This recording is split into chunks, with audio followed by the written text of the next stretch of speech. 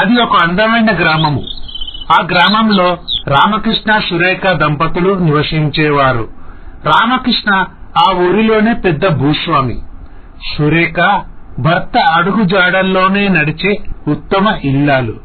వాళ్ళకి 2 సంతానం. కొడుకు పేరు ప్రకాష్, అతని భార్య పేరు చంద్రకళ.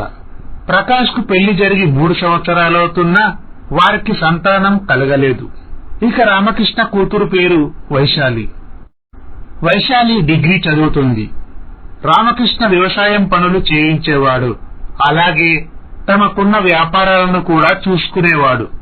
ఇలా ఆ ఊరి కట్టుబాట్లు కూడా చాలా కఠినంగా ఉంటాయి.